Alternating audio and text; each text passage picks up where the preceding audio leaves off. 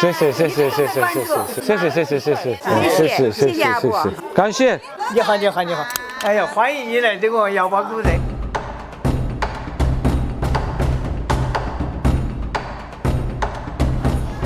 大家好，我是Abu. Arkadaşlar, herkese Çin'den selamlar. Şimdi Çin'in Luzhou şehrindeyim. Hejian ilçesinin Yaba Tarihi Köyü. Arkadaşlar, bu tarihi köy 1000 yılın üzerinde olan bir tarihi köy. Bugün size burayı gezdireceğim. Hadi gidelim. Yine burada tarihi bir heykelimiz var herhalde. Aslan. Ben Çin'de yaşadığım dönemlere bakarsam tahmin ettiğim kadarıyla burada 2 tane var. İkisi de bu kapıyı koruyor herhalde. Ama çok hoşuma gidiyor. Hazır arkamdaki kapıdan bahsetmişken arkadaşlar onun da biraz hikayesinden bahsedeyim size.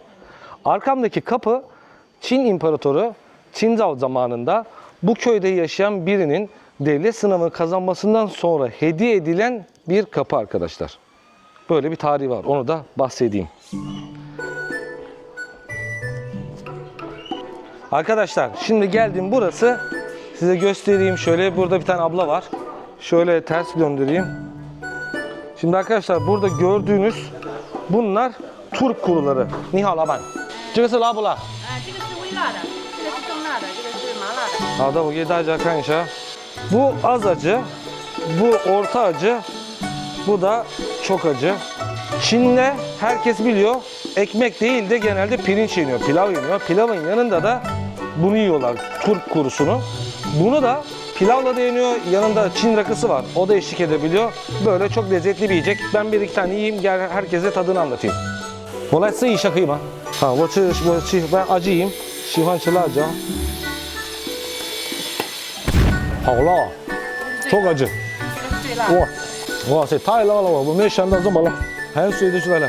Vallahi ter döktüm ya. Acayip acıymış. Bir tane de bundan yiyelim. Tamam. 这个适合我. Orta acı tam benlik. Arkadaşlar tadından bahsedeyim. Turp olduğu için böyle kıtır kıtır. Sesi duyuyorsunuz. Ve gerçekten pilavla yediğiniz zaman müthiş bir eşlik ediyor. Yanında Çin rakısı içtiğiniz zaman da gerçekten çok lezzetli bir tadı var. 谢谢你老板。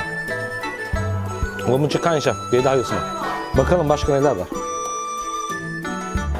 Arkadaşlar şimdi geldiğim yeri göstereyim. Burası 106 yıllık bir soya sosu fabrikasının dükkanı. Şuradan göstereyim. Arkadaşlar soya sosunun yapılımı bu şekildedir. Şu gördüğünüz soya fasulyesi, içinde tuz, ondan sonra un, bir de su var. Başka hiçbir şey yok. Şu an şu gördüğünüzde gerçek bir soya sosudur arkadaşlar. Şöyle göstereyim size. Görüyor musunuz arkadaşlar? Bu gerçek bir soya sosudur. 这个差不多按照茶叶比起来是算是一个泡茶的意思。 Arkadaşlar bu gördüğünüz tarihi köyde bir sürü film çekildi. Böyle tarihi filmler. Çünkü böyle tarihi bir ortam zaten film setinden çok daha iyi olduğu için herkes gelip burada film çekiyor. Çok ünlü filmler çekildi burada. Bakın mesela biraz önce girdiğimiz kapı.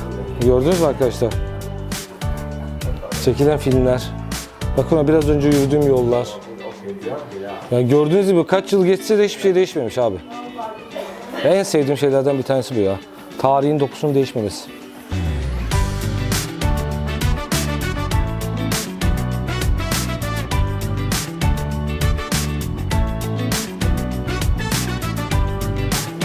Devam edelim. Boya payni. Bu abla beni çekiyor, ben de onu çekeyim bari. Acı biber. Arkadaşlar burada daha acılısı var. Gördüğünüz gibi acı hastası abi adamlar.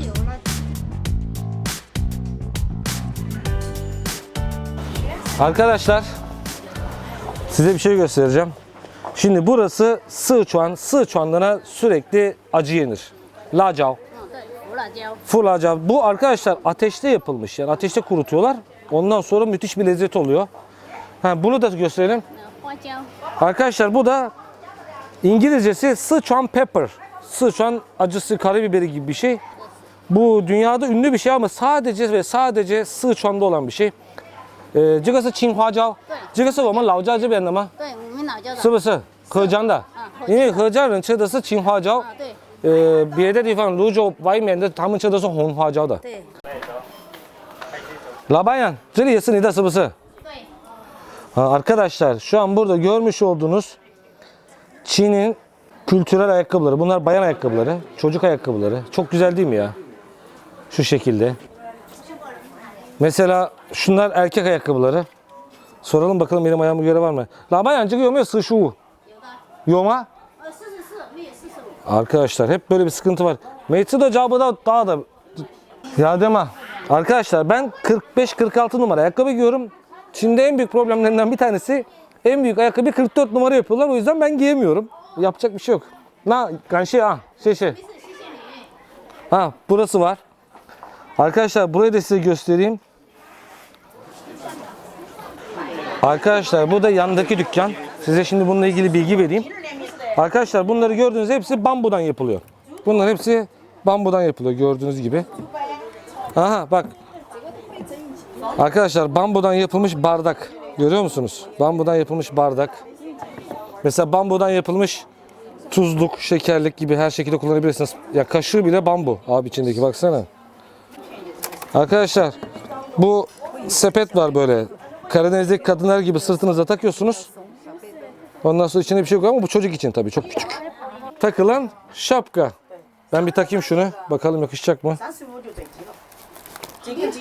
Arkadaşlar bu şekilde.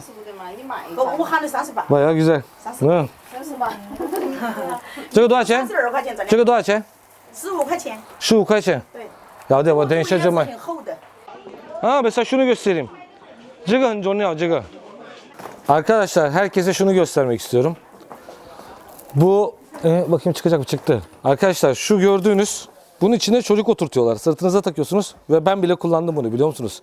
Benim kızım küçükken ben de bunun üstüne koyup bununla gezdiriyordum kızımı. Çok orijinal bir şey ya bence. Çok kullanışlı. Şeşeni. Size biraz bu tarihi köyden bahsetmek istiyorum. Çok önemli özellikleri var. Birincisi arkadaşlar bu tarihi köyde hala yaşayanlar var. Yani burada yaşanıyor. İşte gördüğünüz gibi bir yandan yemek yapıyorlar ama oturuyorlar da. Mesela şurada bir tane teyze var.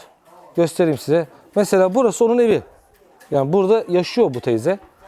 Bu gördüğünüz köy hala canlı hayatta duruyor arkadaşlar. Bence buranın en önemli özelliklerinden bir tanesi bu.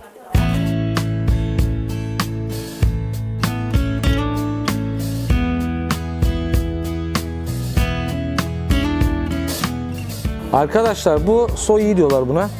Bu da yağmurda mesela pirinç çekeceksiniz ya da köyde bir iş yapacaksanız onun için üstünüze giyiyorsunuz ve ıslanmıyor sırtınız. Bu öyle bir şey. Gördüğünüz gibi zaten çok kalın abi. İçinden su geçirmiyor işte.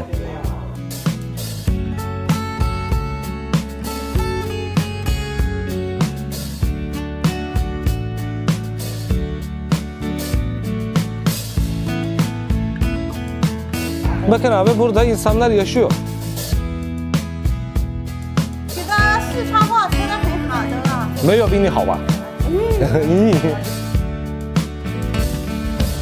Arkadaşlar bu tarihi köyde her şey var. Ne var mesela? Eski tarihi bulabileceğiniz ürünler var. Ne bileyim kıyafetler var. Ne bileyim yemek, içmek, eski şeylerde hepsi duruyor. Zaten biraz önce çektiğim videodan da gördünüz. Onların hepsi yani 1000 yılın üzerinde mesela soya sosunun burada geleni çok yılların üzerine dayalı bir şey. Yani gördüğünüz gibi böyle her şey var. Şuraya da göstereyim. Arkadaşlar şimdi buraya gidelim. Bir çay içelim. Hem de size içeriği göstereyim. Naber çayı? Çin'de çay içmenin bir kültürü vardır. Geleneksel bir içim tarzı vardır. Neden böyle söylüyorum?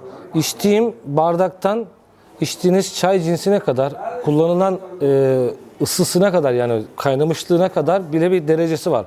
Mesela işte yeşil çayı atıyorum 90 dereceye kadar kaynamış suyla yapıyorlar. Örnek veriyorum. Şu an atıyorum yani ama ya da ne bileyim kırmızı çayı bizim içtiğimiz Türkiye'de siyah çayı daha doğrusu başka bir derecede yapıyorlar. Başka bir bardakla içiyorlar.